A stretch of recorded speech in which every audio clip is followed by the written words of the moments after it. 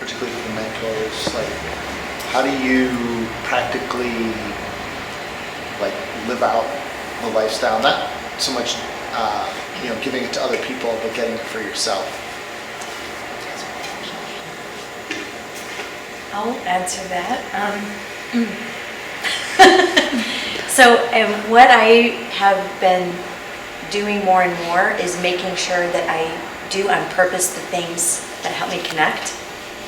So like I know there's certain people in my life when I connect with them that I really connect.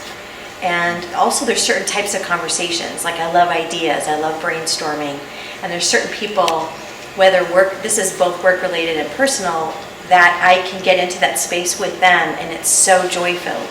And so I actually will schedule those times on my calendar more purposefully.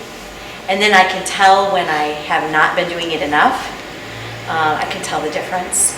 I also have like a walking buddy, and we get together every Tuesday and Thursday morning. And she also is a mentor at the Wheaton group for Immanuel. And so we will purposefully, we talk about our RCs on, and sometimes when you get up in the morning, they're not necessarily always on. And so in our conversations, and we will support each other, do Immanuel with each other if we need that, or support each other in getting our RCs relational connection on.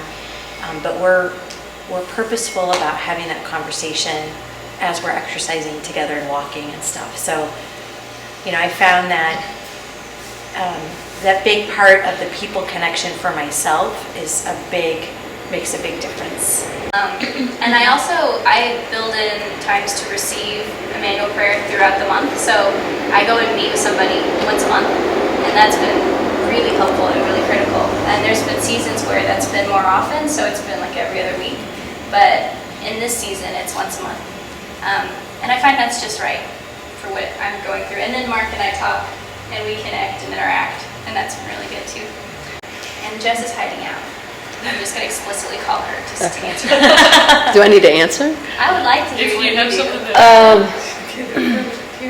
do. For me, I actually, a lot of it's alone time. Like I'm a hyper extrovert, if you haven't known, and high energy extrovert. And so a lot of the times, in order for me to feel like I'm in tune with Jesus, it's a lot of early morning sitting. And not necessarily reading, but just being present. And then always having a time. It can't go too many days in a row, but if I haven't gone running for like 3 or 4 days in a row, it doesn't mean super active. Just by myself, I feel it too, and it has an impact on my ability to relate to other people. So that's a good thing. And I think too is even just this morning, how do you? I'm much more aware because of Immanuel when I have emotions that come up, then I'm like, oh my gosh, this is what the emotion is, and how do I return?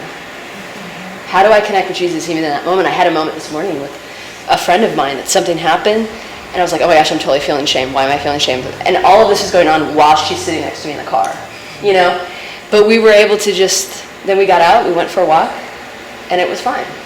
And now I can look back and go, it is a direct result of the work that I've done, and Jesus has done in me. So I don't know if that, really answers your questions, but those are the ways that I've seen it practically help in my classes or in my life. I just want to add that being intentional about going back through the class and the things you've learned and doing those things, having those thankful, joyful moments, having those connection memories, and going back and rehearsing them with the Lord in the Lord's presence again and again and again. Can you do that on your own? Yeah, I do it on my own. Yeah, like Jess, I spend times in the morning alone. And I almost always start with a memory of a connection that I've had through an Immanuel experience, either on my own or with somebody else. Yeah. So being intentional is really important. And as couples, I think it's really, if y'all are on the same wavelength with this stuff, it's really neat because y'all can interact with each other and help each other. You can spend time every evening saying what you're thankful for. what in your day was life-giving and thankful? And that will just, and that's a huge thing right there, just that, those moments of appreciation. One of the big things for me is interacting with the Lord about Scripture. So I used to just read Scripture. Go, oh, that's what God's saying. But a big change for me through Immanuel has been just inviting the Lord to bring all He has about this particular Scripture passage. And Lord, what about that? And I start to notice things I otherwise wouldn't have seen there. And there may be a certain piece of that that sticks with me, and He brings it back up again later. But I'm trying to think of a specific one. Like, I've been reading through the Sermon on the Mount. And one of the things that just keeps sticking with me is that He says, like, don't resist an evil person.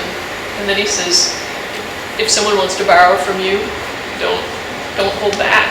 And I just, like, Lord, are you literally doing that? You know? I mean, really, don't resist an evil person, what? And so we just talk about it. You know, and I feel like that's one of the ones that still have a lot of questions about.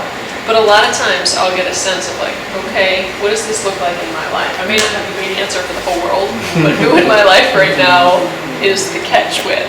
And how is the Lord inviting me to open my hands? And so it becomes much more of an interactive experience. I will add too that finding places that really bring joy. I find being around little kids and dogs because they're always happy to see you. And they're running to give you a hug, or every time I come home, my dog's like, and those little things make a difference. But that's connection, and it's experienced joy. And so when I walk into church, it's one of the best times, you know, because kids are running and they're saying hi. And so putting yourself in that and surrounding yourself with those things are important, and trying to notice what does bring you joy. So I was just remembering something I experienced on Tuesday.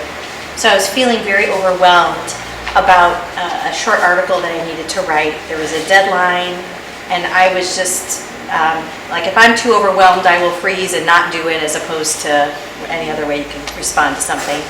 So I was definitely, RC's off. And I've learned that when I'm not doing something and I'm avoiding it, it's because my RC's are off. And I'd never made that connection before.